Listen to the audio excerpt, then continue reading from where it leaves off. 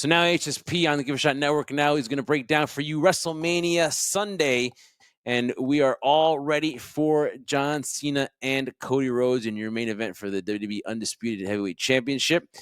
This is HSP here. And again, follow us on all our social media at High Spot Podcast. Make sure you give us a like and subscribe on the Give a Shot Network. And then hit that notification bell so you don't miss a single episode of HSP. And if you can't watch us, listen to us on all podcast platforms, on Apple, on Spotify, on iHeart.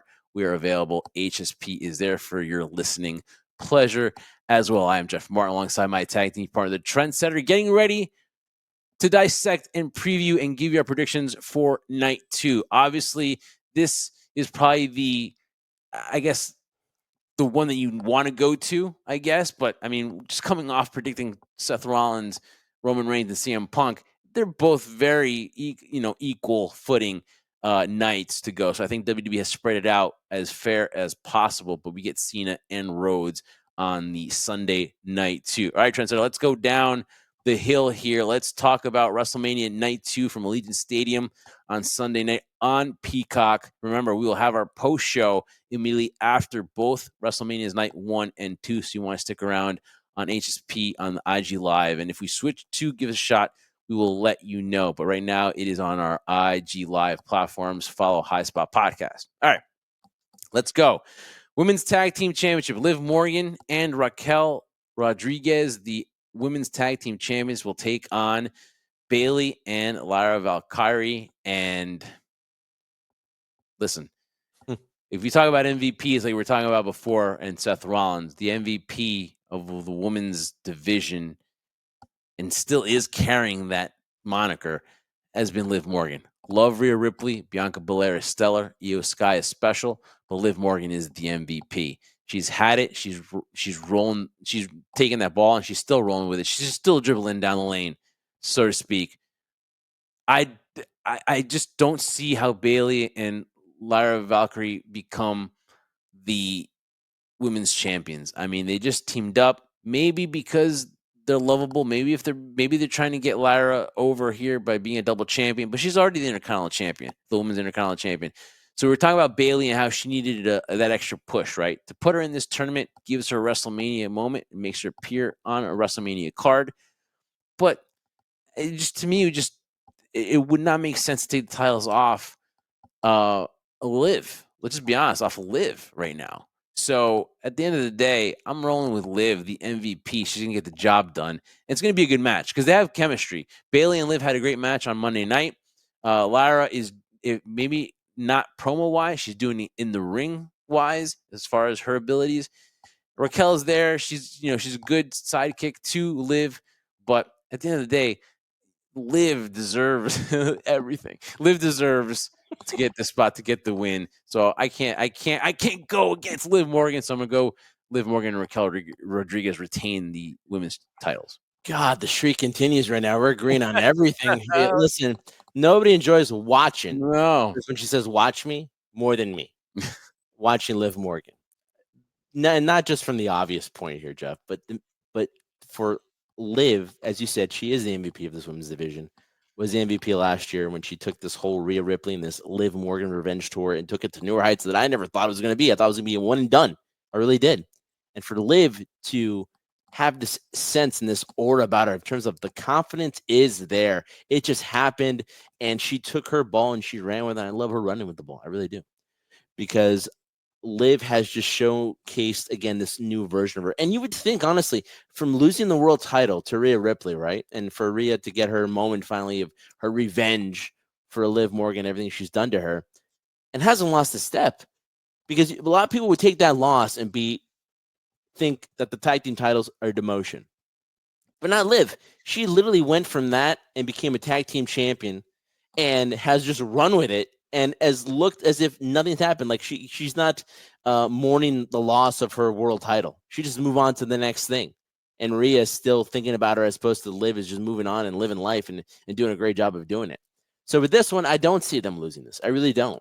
For this, I really feel, unfortunately, from the men's tag team division perspective to the women's tag team division perspective, it just hasn't worked because there's just no legitimacy where, like, you can create teams in the women's division and make them legitimate, right? But the mere fact that you have an Intercontinental champion and another Hall of Famer and Bailey, a soon-to-be Hall of Famer in terms of what she's accomplished in the women's division, all the titles she's won, and we're just going to put these two together. Although they've never tagged before, we're just going to make them a team. They're going to win this gauntlet match, and now they're going to go for the tag team titles. To me, it's just a placeholder. It really is, not for Liv and Raquel Rodriguez, but I just feel what it is. I feel this is much as Liv's going to get her flowers, and so is Raquel. They're going to win this and get a nice WrestleMania moment, a nice victory at WrestleMania. I feel this is building towards what I've been watching a little bit now, where you mentioned it. Bailey seems to be not winning a lot, and seems like they're putting her in a bad spot as a babyface, and maybe that resentment, that anger, that frustration comes out into another heel version of Bailey, because again, the two of them, they're not partners, and who knows, maybe the IC title is something that now interests Bailey going down after WrestleMania. So I got my girl Liv, my girl Jeff, not yours, you selfish I already bastard. know a lot. I already got Stephanie Vicaire and Julia. So yeah, I mean, You I'm just selfish selfish on my bastard. part. All right, Trendsetter. Logan Paul and AJ Styles. Uh, it could be fun. It could steal the show. I don't doubt Logan Paul's abilities. AJ Styles, man, I just want to see him wrestle, man. I just don't want to see. I don't want to see a second of AJ Styles wasted, because we know that the clock's a ticking, right? And we know where AJ Styles lies. He's closer to retirement than anything, right? So we want to just enjoy AJ Styles as much as we can. And I think, listen, AJ Styles hasn't slowed down, not one bit, and we're still going to get the best of AJ Styles here against Logan Paul. And at the end of the day, AJ Styles, listen, it is AJ Styles. Logan Paul has taken a few losses, and I think at the end of the day, I think as much as Karrion Kross tried to bring back that old AJ Styles, I think that Logan Paul will come out victorious here, just because it's the next star. Let's be honest, and it doesn't hurt AJ one bit. AJ Styles is in a high profile match. He's on the Sunday card of WrestleMania. This is a high profile match. People will be buzzing. People will know what Logan Paul can do in the ring. They know what AJ Styles can do in the ring. Maybe you could say that they're looking at each other. It's like Logan Paul's looking in the mirror, or AJ Styles looking in the mirror and seeing a young AJ Styles, right? A guy that's very complete for his age and for just a limited amount of time that he's done this, to a guy who's kind of a prodigy and everyone's looked up to in AJ Styles. So this to me has the makings. I don't like the way it's been built, because I think it would have been better if you would have done that. If Logan Paul or AJ Styles like, Logan, when I look at you, I look at a young AJ Styles. But you know what? You're not there yet, and I'm going to prove it to you. That's what I would have liked. This whole other way that they've gone about it really was not a way to build it. I do like the way Karrion Kross did, and I hope Karrion Kross gets a push once WrestleMania is over, because if anybody deserves a push, and I believe it's Karrion. But that's a side note. Here, I think AJ Styles is AJ Styles, but Logan Paul is the future, and I think that AJ Styles is going to do the solid, and we're going to get Logan coming out victorious.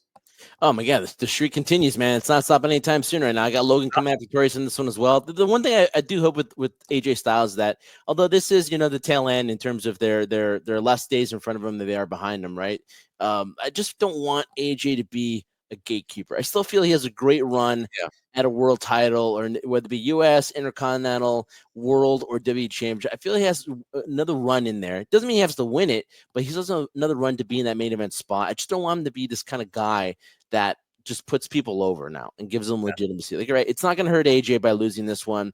He's lost WrestleManias before. It doesn't do him any benefit for beating a guy like Logan Paul. Logan needs this, right? He needs this again for more notoriety. And again, he is the future. And it's pretty interesting you made that comparison too. It really feels that way. I've never seen an individual, maybe, and this is high praise for Logan Paul too, right? But I've never seen somebody put it together in the ring, at least, and also on the microphone too. But in the ring wise, comes so natural to him. Last time I saw somebody like that was Kurt Angle. It just came so natural to him. And that's an Olympic gold medalist. Yeah. And for Logan just to pick this up and just seem like it's just second nature to him is just incredible. And also, I think that's why I think the comparison's fair when it comes to AJ, because AJ, although he didn't love this industry right from the get-go, was a natural at it right from the start. So nice comparison there too. But I got Logan come out victorious in this one. Definitely, they're agreeing. So, guys, I'm telling you, man, I would love to I wish I would have seen another wrestling podcast to see what they were deciding here on the winners, because it just, to me, it's like very agreeable. I mean, can you make cases for everybody else? Yeah, but I mean, this is pretty much That's pretty much, I think, what everyone is saying, and we want to be different. So again, I'm going to pull a wild card here at one of these because I did not use mine for night one. So I'm going to pull a wild card and pull a desperation one pretty soon, but not quite yet. The Intercontinental Championship match in a Fatal 4-Way. Listen, again, you can make a case. You can have a whole podcast on why H1 deserves to win. We got the Intercontinental Champion Braun Breaker, who's okay, by the way. So we're a little fearful that he might have injured his knee, but he's okay to go. He's good. Was holding that knee, so I was a little scared. And I was literally questioning, why are you doing this kind of move right before WrestleMania? But he's okay. Against Dominic Mysterio, Penta, and Finn Balor. Man, listen, Braun Breaker's a beast. He's got that spear that even John Cena salivates about because he's posting every single kind of angle of that spear. So, he's got John Cena's backing. You got Penta, who's been finally pushed the way he deserves to be. Obviously, was more known for the tag team wrestling recently with his brother Ray Phoenix, who's on SmackDown. But now he's got that singles push because obviously Ray Phoenix couldn't get out of that contract with AEW. So they pushed Penta in the singles, which I think it's a great idea. They've got them separated too. So while brother looks at the other brother out of WrestleMania, at least for now, Penta has done a great job building him, and Triple H has done a great job with his entrance too. He's got that look, selling the merch, so he's popular. Dominic Mysterio, probably the best heel in the biz, and Finn Balor, who, out of anybody, again, we're gonna bring this whole thing. Who needs it more? Listen, Finn Balor needs this more because if you're gonna if that rumored singles push that he's gonna get because he re-signed is gonna happen, it's gonna happen here. And I think too that one of the shocking things that you'll see, trendsetters. I'll let you do the shock factor because I think we both kind of have the idea. So I'm gonna let you bring in the shock factor. But I'm gonna tell you right now, you can make a case for all of them. But I think that the shocking factor here is trendsetter is that Balor's gonna win. That's my wild card. I think Finn Balor's going to win. And why? Because I think there's going to be a little rift between two of these guys, and I'll let you lead that in there, Trendsetter. Yeah, listen, I've been trying to dissect this and trying to figure out what makes the most sense. And like you said, there's a viable case for everyone in this match. It really does. Who needs it more? I'm in agreement here. The streak continues in terms of just agreeing with you. Just agreeing with you that Finn Balor needs this. Because you look at Dom, most hated heel in the business, nuclear heat. Guy can't even talk, and yet he's over in terms of people just hating him, right? The mullet has a lot of power. Braun Breaker, whether he's a heel or a babyface, I don't know. Sometimes it switches from week to week, but seems like it's a full-blown babyface now. People react and love Braun Breaker, and again, it's just the tip of the iceberg in terms of him. Penta, congrats to him, man. Unbelievable. I'm so happy for Penta, like getting the opportunity that he so rightfully earned. And he, through his hard work, has gained a spot at WrestleMania for the IC title, right? So for me, as much as I love Finn Balor and want to say he's going to win this one, I think right now, because there's this riff between the Judgment Day, which is kind of another underlying storyline into this whole IC title Fatal 4-Way match, I think it's not going to lead him becoming champion. I think it's going to be a scenario where either Dom or Finn, whatever, have some type of disagreement, and you're going to have a guy like Braun Breaker come out victorious in this one. It doesn't hurt Penta. It's his first WrestleMania. I don't expect him to win the IC title. I think this whole dynamic now of this whole implosion of the Judgment Day, which, it's overdue, I feel, is going to happen. And that's why Braun Breaker is going to walk out as still the Intercontinental Champion. All right, that's good. Well, good for our first disagreement, right? And the only thing I want to Hallelujah. I think also the only thing I want to tell everybody is too is like I've heard the Dom Mysterio needs to win the Intercontinental Championship. Have you heard of a guy named Roddy Piper who didn't win a singles championship till towards the end of his career because the guy freaking didn't need it? He doesn't need it yet. He does not need it yet because what's him winning the Intercontinental Championship going to do him as a heel? If they ever do a baby face with Dominic, that's when he should be the Intercontinental Champion, not when he's a heel, because then you're just waiting for some guy for him to lose to somebody. It's not going to be a, you know what I mean? He's fine as long as he has Liv Morgan next to him. Who else could want anything else? No, but he's always going to get that heel heat, right? So he doesn't need it. He could be the Piper of this year's generation and not get anything till later, but he will have titles down the road.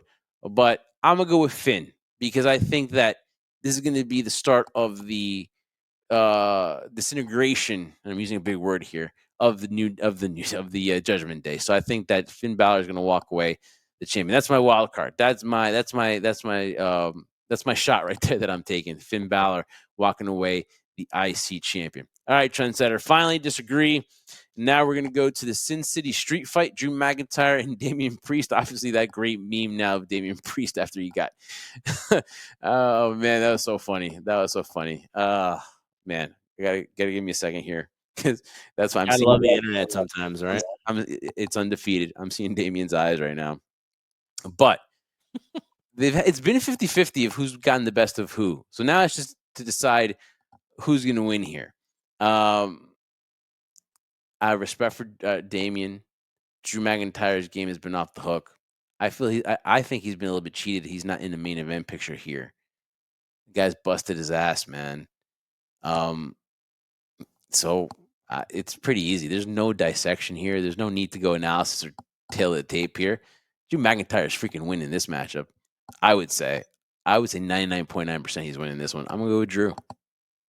And the streak continues now, disagreeing with each other because all right. as much as I want to agree with you, Jeff, and I'll be in the record saying this, I want Drew McIntyre to win. I really do. I just feel right now he's set. And that shouldn't be an excuse for why he doesn't win this one. Just because, Drew McIntyre's he's established.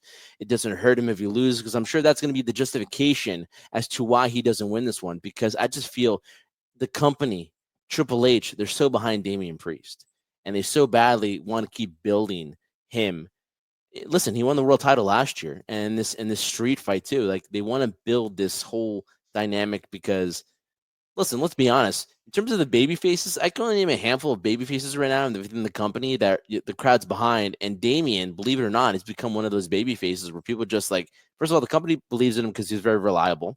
He definitely helped out during the pandemic. And he's showcased in moments where he's been given opportunities, he's succeeded. So I just think they're so behind Damian Priest right now that they're going to have him become victorious in this one and get another great moment at WrestleMania, and all to the expense of a guy like Drew McIntyre, who I'm in agreement should be in one of these title pictures, in my honest opinion, because he's just that good. He's that talented. And it's going to be another bitter pill for Drew McIntyre to swallow, because it just if that happens, it's tough to watch. It really is. It's gonna be if someone slapped my baby or something like that. That's how bad it would be. Tough to watch, exactly, your dog. It would be tough to see that, Jeff, because it's not hard to believe that this company is so behind Damian Priest that they would give him the victory over this one.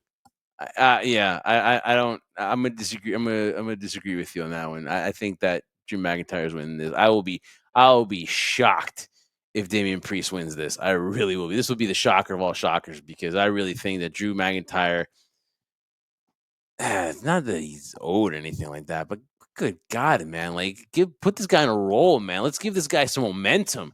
He's the only reason why he has momentum is because his mic skills now are saving him. Because he's backing up stuff, but he's not backing up stuff. He's talking, but he needs to back stuff up eventually. Now, all this stuff of him losing his concentration and focus because he's everyone's screwing him or everyone's out to get him. I mean, he's got to back it up. So I'm gonna go with Drew McIntyre beating. It's gonna be entertaining though. The street fight. Damian Priest has a lot of experience in street fights, right? He has Bad Bunny too. So I'm looking forward to this one because they are both great, and I think that they're gonna entertain here. But I'm pulling for Drew. I gotta go. I'm being biased. I shouldn't be biased. I gotta be objective. I hope I'm wrong, but again, from a business standpoint, I just think it's gonna be Damian though. That's it. So we don't know. It's going to be tough to predict this one because we don't know who the opponent's going to be. But Randy Orton's been promised a match at WrestleMania. Now, we know Kevin Owens has been injured. He's out with the neck injury. Speedy recovery to Kevin Owens. Crossing my fingers that this is the only Mania he misses. A lot of stuff has been put out there. Randy's had Kevin Owens seek out a second opinion through his doctors, and hopefully, something of that happens.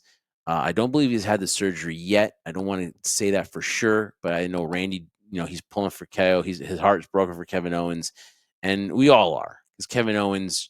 This is a match we were looking forward to again. Kevin Owens and Randy Orton. They set it up beautifully they set it up beautifully at Elimination Chamber, and I was so looking forward to it. I was so looking forward to Kevin Owens getting his head punted by Randy. But now Randy Orton doesn't have an opponent. He RKO's Nick Aldis. There's a lot of rumors going about. First, it was Solo, and listen, nothing against Solo, but we don't want to see that. That was a WrestleMania worthy match. They're talking about maybe Aleister Black, maybe Miro, maybe somebody making a debut at WrestleMania. This kind of, to me, has that Cody feel, right? Where someone's going to come out there, maybe under Nick Aldis, and Nick Aldis, maybe he's got all the motives to screw over Randy. So maybe he hires a gun like this one and hires him to take on Randy Orton. I just don't know who it's going to be. I would love to see Nick Aldis get rewarded for being such a great, I guess you call him a GM, being the face of SmackDown. He's tremendous in that role. Obviously, he's still got the physique. Obviously, he never really wanted to fully retire. He wanted to be at least do some part time, and this would be the perfect spot because to me, the story is there. The story is there for Nick Aldis to do so. Now, if Nick Aldis, perhaps, now maybe think about this. Maybe Nick Aldis interferes in this matchup, and whoever the mystery opponent beats Randy, and it sets up maybe a rivalry with Nick Aldis. You could see that maybe. That could be one way to go. But Randy Orton's on the freaking cover of Backlash in his hometown in St. Louis. He's going to be in a major role. He should be fighting for the world championship, whoever it may be. So I don't think that's going to happen. So I think it's going to be one of these hired guns. I don't know who it is, but I don't think Randy Orton's losing. So whoever it is, I think Randy's getting the victory. I think Randy's going to be victorious at WrestleMania. I wish I knew who it would be. Maybe by the time this comes out, we'll find out. But I'm going to say Randy Orton wins. If it's the house versus Randy, I'm going to go with Randy. Yeah, again, this streak continues to have disagreeing because as much as I love Randy right now, I don't think whoever it is, he's going to come back victorious. Because to your point too, like, listen, I would love for it to be Nick Aldis. It'd be so amazing for him to have a WrestleMania match with Randy Orton. But 2 weeks out to try to build this storyline, to have Nick come out of semi-retirement to put the gear back on, which Randy alluded to, saying, hey, maybe you put the gear on for once. You have it back there. And then talked about his wife, Mickie James. So the story's there, man. The story's there. It's brilliant. But I don't think you would have a payoff this short just to have him jump in for no apparent reason. I'm sure Nick wouldn't be opposed to it if that's the company that's the direction the company wanted to go in to do that. I just feel it needs more time and more build. To that point, what you were saying too. Listen, we knew Rusev and Aleister Black, or Malachi Black, whatever you want to call him, would be coming back. Or they have signed and they're going to be coming back. So maybe it is a hired gun, and Nick Aldis, to get revenge on Randy for disrespecting him and his family, cost him the match. I don't think it hurts Randy if he loses this. Again, in the scenario, it was supposed to be Kevin Owens. You're trying to make chicken salad out of chicken, you know what. So by having that and him on the cover for Backlash, maybe it's building towards a storyline where it's now, again, Randy going against his authority figure, which is Nick Aldis, which could lead into, I know I'm thinking way far ahead, but could lead to a big event, a big main event match feel, and have the possible return of a Nick Aldis in the ring. But it have to make more sense. You can't just bring him in for a 2-week storyline, even though there is history there, and just expect people to like it. I would personally love Nick Aldis at WrestleMania, but I don't think it's going to happen. I think it's going to be somebody who's made the return, whether it be Rusev, Aleister Black. Nick Aldis is going to cost Randy that, and that's going to lead and continue the story between him and Nick Aldis. All right, so there we go, another disagreement. But again, it's a very smart way to do that. Obviously, sometimes desperate times call for desperate measures, and even though the bill's not there, that would be somebody. And I also to wonder if though Nick Aldis is going to. I guess he's on TV all the time, but I just don't know too the backstory of Nick Aldis so that people know what he did as far as his accomplishments of him being the NWA champion.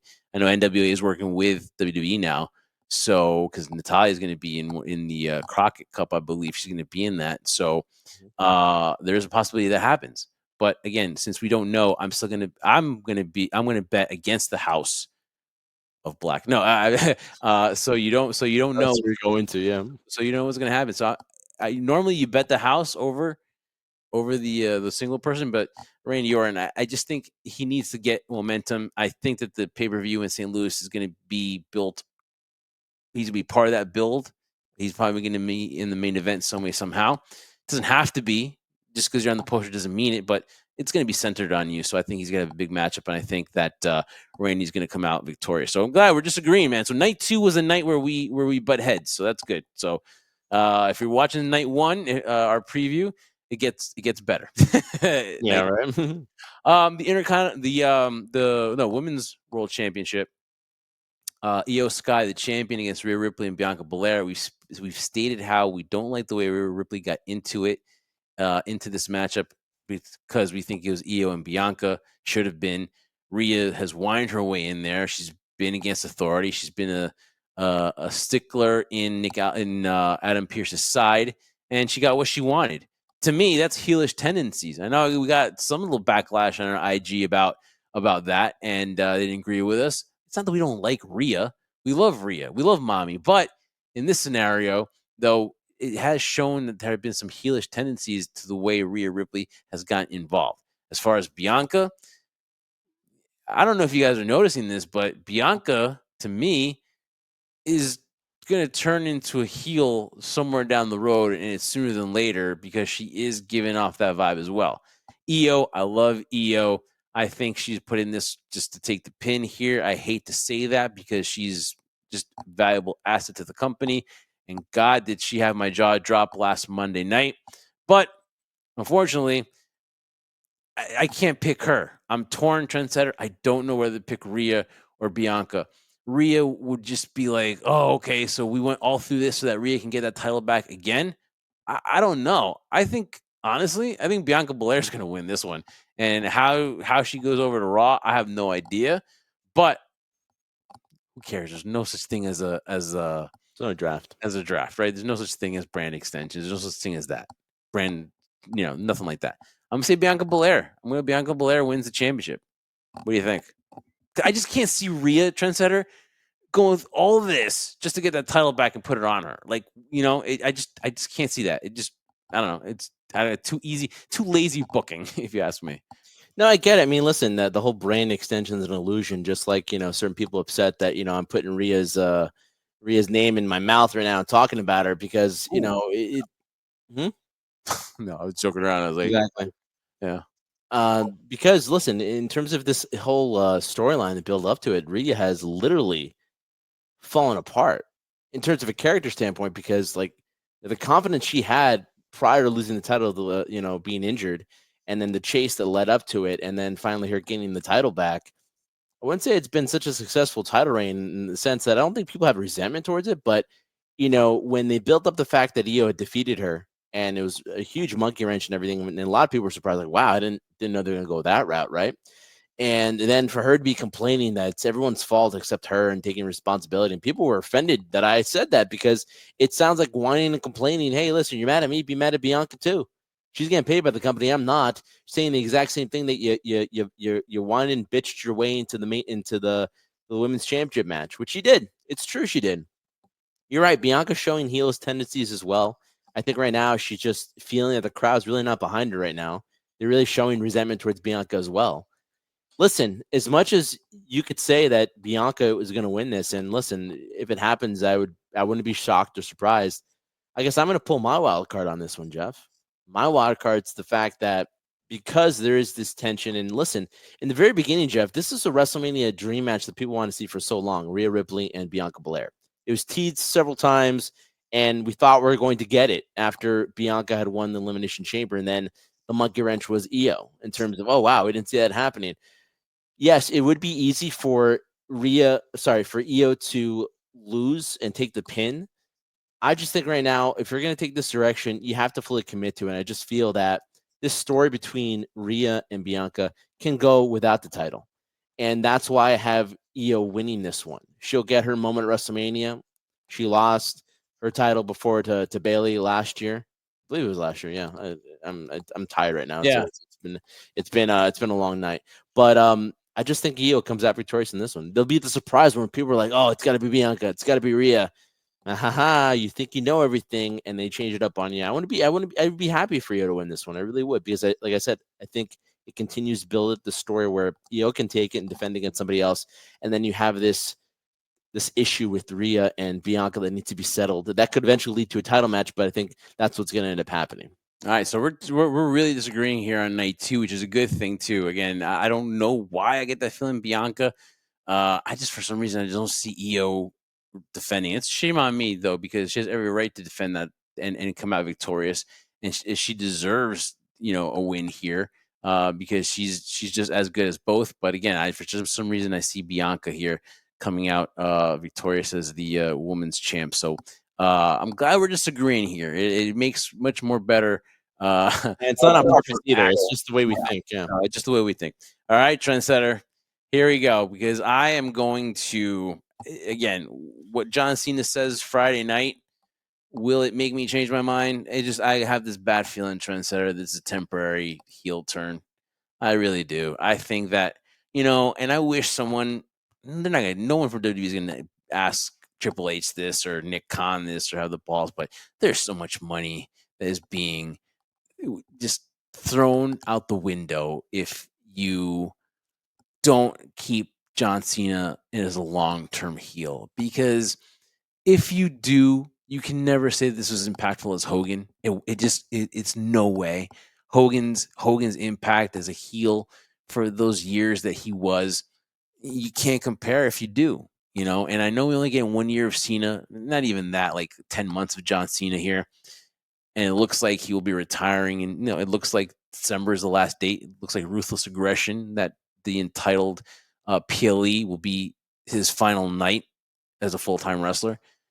It just, to me, is just like, here we go, and that's in the future. I get it, but it just, I can't help think about it, because this, can he come back from what he said? Of course, John Cena can do it. If anybody can, it'd be John Cena. But to walk out as a heel and have that, and then so I think he wants to kill wrestling, right? What a way to kill wrestling than breaking the Nature Boys record and just leaving everybody a bloody pulp and having him walk away, to be one of the most shocking things ever. Because another thing too is, like, are we going to see The Rock? I think we are. So that's one thing. One thing, I think we are going to see The Rock. We should see The Rock. If not, then it was another stupid interjection of The Rock when we didn't need that to happen, right? So he better be there. For now, I'll bitch about the John Cena heel turn on Monday. But for now, John Cena, to me, should win and will get the victory. And that 17 time, and to even make this worth comparing it to Hogan, he's got to win that championship. Because if he doesn't, then what was it for? What was it? Shock everybody. Everyone's going to leave happy on Saturday. That's going to be the night everyone's going to leave happy, because you're going to get Jey Uso, and depending, you might get Punk to win, you might get Roman to win, and people leave happy. But this night, don't make it about the fans going home happy. Don't make it about that. Make it about storyline. Make it about John Cena becoming a 17-time champion and killing professional wrestling. And whether Austin comes out to confront The Rock, or whether you have this another epic night, which I think is going to happen, John Cena has to win, and he's got to lay everybody out. Everyone's got to be crying because John Cena killed professional wrestling that night. That's what WrestleMania 41 needs to be remembered as, the night that the last real champion beat Ric Flair's record and left Cody bloody, left whoever they're bloody too, because no one's going to forget John Cena's victory. Because you have to make that impactful. You just can't beat Cody. You have to do it right. And I think Cena is going to walk away. I don't know how they're going to do it, but they need to emphasize him killing pro wrestling. They need to emphasize his heel turn, solidify it by him walking away as the champion. Chasing will not, to me, if it's Backlash again, it's not going to be as important. He's got to do it here at Mania, Trendsetter. So I'm going to go with John Cena. Wow, you're really drawing a great case for people to tune in and watch this one if they haven't made the decision yet in terms of this main event on night 2, right? Listen, man, I've spent a lot of time thinking about this as well as you have, and you make a great valid point in it. Listen, what makes best for business sense is for John to win this one, to break the record, to fulfill that prophecy of killing professional wrestling and retiring with the title, and just drawing that level of, what do we do now? This is crazy. This wasn't expected, because it's different than a babyface John Cena facing Cody Rhodes, where you would lean in the other direction, right? Listen, instinctively, I want to say John Cena, because it makes the best sense business wise. I really do. But then I try to emphasize it by this, that John has been the kind of individual, and so has WWE or Triple H's creative team, that don't do things for the sake of just doing them. Like Triple H has mentioned before in podcasts before that, John could have taken the easy route. And I give credit to John Cena when this happened, right? Where like you could have just lived on the best ofs, and then towards the tail end, once it's all over, wave goodbye and say, "Hey guys, it was great to see you. This was my last chance. I gave it my all, guys, but I'm really happy that I'm here and doing my best to please you guys and giving you the matches you want to see." To do this at this stage in his career and knowing the end is near, knowing the end is going to eventually happen. We know when it's going to happen, or not the exact date, but we know it's going to happen. This is it. This is his last WrestleMania. It's not coming back again for next year. I just think to do this for that reason, just to get that shock value, and of course, it could lead to SummerSlam and stuff like that into the summer. I just don't know if it's worth it, because I really feel, and I've talked about this before, that I really feel this John Cena heel turn, as great as it was and exciting as it was, and nobody ever saw it coming, right? I think it had something to do with the fact that we knew Rock wasn't going to be wrestling, wasn't going to be fighting Roman, and wasn't going to be fighting Cody Rhodes, which we thought after last year's WrestleMania that could have been a possibility. So I think this was a way of, hey, justifying the fact, hey, we're not going to see The Rock, but wow, a heel John Cena versus Cody Rhodes, and now John Cena. He wanted Cody to turn heel. Yeah. So it wasn't even going to be that. It's going to always be babyface John Cena, and Cody. Of course, they were like, no, why make your top babyface? And then again, that's just a bad idea by The Rock, honestly, if that's what he wanted to do. Mm-hmm. Again, that to me would have been short-term thinking. This to me, it may be, but trendsetter. It is John Cena's final WrestleMania. Did he do? He got beat up by The Rock, and he was kind of like there as a mascot for Cody Rhodes' win. 39. I don't even think he wants to remember 39 losing to Austin Theory. John Cena, to solidify any of this, and because Cody has now been a year as a champion, right? And he's going to get it back. And to do it on Cena's final night, possibly in Boston in December, that would be to recapture from Cena instead of killing Cena at WrestleMania. I don't know, man. I just think to me, it just makes sense that Cena at that WrestleMania, his final WrestleMania, gives a big F you to pro wrestling and wins that championship. I really do. I really think that's what they got to do. And to finish my point and make my prediction here is that, because I was being long-winded there, I guess, was the fact that John doesn't need it.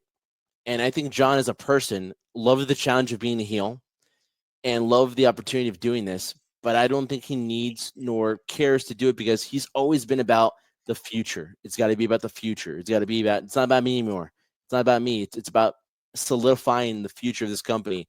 The future of this company is Cody. So after all that I just said here, I just feel that as much as that would be the best, and I would agree with you there, I think the company is going to go in the direction and have Cody defeat John Cena at WrestleMania, and Cody will walk out of Las Vegas still the WWE undisputed champion. And that is why it is predictable yet unpredictable, because these two main events that we're talking about, it could go a lot of ways. And I think that's what Triple H has done a great job in, is that nothing is, yes, while you can predict some of these mid-card matches, fine, and some of them may not go the way you think, right? There's some surprises. The main events to me here are the most debatable out of all these matches. Yeah. Both main events. This one a little bit more to an extent. Yeah. And it's good. It's good that we don't know, because it adds the intrigue of why we got to watch it. I say John Cena, you say Cody Rhodes. This night too has been more debatable as far as who comes out victorious. And again, trendsetter, it's not because we were looking to debate. It's because we both have different opinions. We make valid points of why the people we choose should win. So that's a good thing. But WrestleMania, I think, to me, is going to, while the build is not the same, I think that the surprise you're going to see here are going to leave us talking and excited for the Raw after Mania, the SmackDown after Mania 2. And I think NXT Stand and Deliver, which we'll have our preview show later on this week, I think will also deliver as well, no pun intended. And I think that the cards will be really good. So while it may not have the same build, I think the surprises will make fans talk about this. And I'm pretty sure after night one, we'll have lots to talk about. That's why you want to make sure you catch our post show. immediately after WrestleMania. So check this out. You're on the weekend, you're having your little breakfast, and you're watching NXT Stand and Deliver if you're on the West Coast, or if you're here having lunch and you want to tune in to some commentary, you kind of want to get the vibe of other podcasters here, maybe try something new.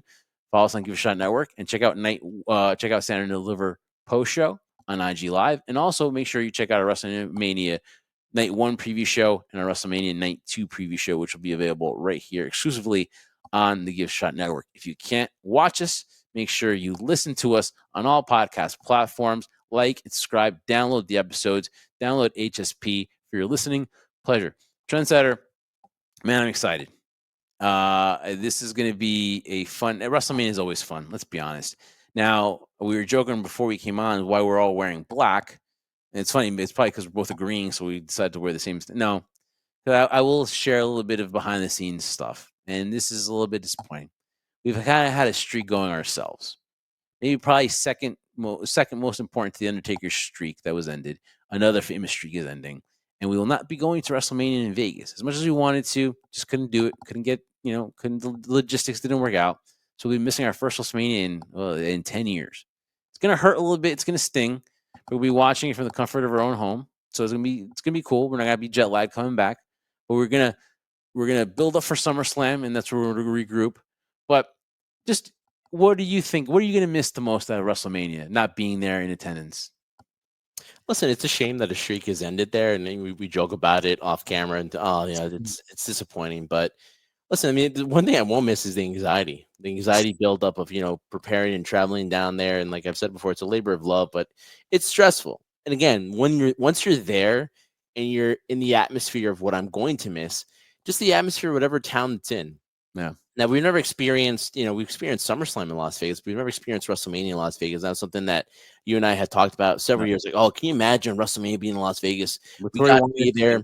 Yeah. It just didn't work out. It is what it is. That's part of life, guys, right? It just doesn't always work out in the end. But to me, just the atmosphere around there, you begged the question to me on an IG Live not too long ago of like, oh, can you believe people are going to show up to Stand Deliver at 10 in the morning? I do believe it's going to happen because just in that environment, that weekend, it's like, the WWE, or not just WWE, wrestling encompasses the town that it's around, and everybody just can't get enough of it. And when you're done with it, then you're kind of overwhelmed. If I see one more high spot, not this show, or a turnbuckle, or just a wrestling hold, or a theme music, or anything wrestling related, I will throw up in a good sense because you're just so oversaturated by all this stuff. But listen. It is what it is. I'm not going to complain or gripe about it. I have to look forward to the future. Future is, again, talking about the night after WrestleMania, dissecting once WrestleMania is done. The excitement I get, Jeff, believe it or not, and the crew will attest to this as well, is that this is my favorite time of year. And the reason why it's my favorite time of year is not because of just like, oh, who's going to win, who's being champion. Now it's reached the point, Jeff, that you and I as fans, that we just love to see the direction that it goes in. Yeah. What's the next chapter? How are they going to get there? We'll have our opinions and we'll critique things that we don't like, of course, because that's just the nature of it. Whether you see a good movie or you see the ending of a game that happened, like, oh my goodness, how could they do that? How could they make that play or do this dumb mistake? Hindsight's 2020, but we just love the journey going to it. I love the journey leading up to each WrestleMania. I've been very fortunate enough to do with you for almost so many years now, doing this show with you. So again, whether we're in Las Vegas or not, it doesn't matter because the feeling doesn't end of us talking about WrestleMania. A card like this, which is very interesting. Some have been predictable, some haven't. But again, it's our opinion, it's our view of where it's going. But it's been a crazy ride. This new regime has really been a breath of fresh air. Doesn't always hit home run, like you said. There are some strikeouts every once in a while, but I love the fact that they just keep on going and give you something to talk about. That's what I'm looking forward to this WrestleMania, man. I wouldn't have it any other way. Nick Khan finally got all chatty and stepped up to Tony Khan for a little bit there. And listen, man, how great is the AEW? They finally did a smart thing, and they put their advertising in the airport. So as soon as you go in there, you see AEW stuff on there, which is pretty smart, Tony. Well played, well played. Unfortunately, though, I saw the video, and you start off with Samoa Joe, then you see Christian Cage, and I'm pretty sure if you don't know about AEW, you're like, oh, it's WWE guys, right? But still, though, well played, Tony Khan, and the AEW had, to me, a very decent show. So let's hopefully they're on the way up. But Nick Khan had some interesting comments about the company too. And listen, you guys got real quick on this for a wrap up. You got to you remember Tony Khan fired the first salvo. Okay. He fired the first salvo, and Nick Khan, okay, you can nitpick that he waited a couple of years to come back.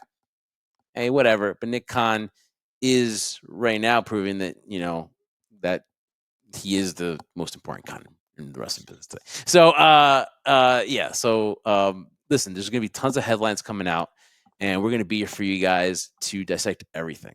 And one more final thing to add, though, too, Jeff, is that it's funny what you mentioned there, too. But listen, this is the time of year, like with Chris is right. We should all just enjoy our professional wrestling. That's what it is. Let's worry about the war and the shots taken next week. It's all about WrestleMania. It's all about pro wrestling, guys. And that's why we enjoy talking about it. Definitely. So again, we'll have all the news. We'll be on here for you guys. Again, catch the preview show for WrestleMania Night 1 and Night 2 here on the Give Shot Network. I'm Jeff Martin alongside the Trendsetter. It is WrestleMania season. It is here, and we've previewed the shows for you. So now, guys, what are your thoughts? Interact with us at all our social media platforms. Let us know what you think. Do you disagree with us? Do you agree with us? Let us know. And also make sure, again, you follow us here on the Give Us a Shot Network on the YouTube channel. Like and subscribe and hit that notification bell. Don't miss out on HSP here, especially during WrestleMania season. All right, Trendsetter, close it like you normally do, but this time, Trendsetter, it's WrestleMania season, so let's amp it up. Well, guys, I can't believe it. Again, another successful close to a WrestleMania preview show, guys. We thank you so much for watching this. The road to WrestleMania has been a bumpy one.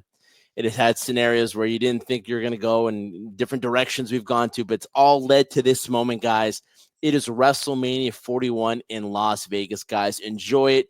Jeff and I have enjoyed talking about it. We've enjoyed dissecting. I can't wait to talk and break down the event once you see it after night 1 and night 2. Again, the best time in the world to be a wrestling fan is now, guys. And we thank you for being on that journey with us here. The road to WrestleMania is here. It is here, guys. We have reached our destination. That is Las Vegas, Nevada, guys. So, for my tag team partner, Jeff Martin, I am the Trendsetter, Brian Burke. We are the Jersey Wrecking Crew, and we thank you guys so much for joining us in this episode of the High Spot Podcast, WrestleMania 41 preview.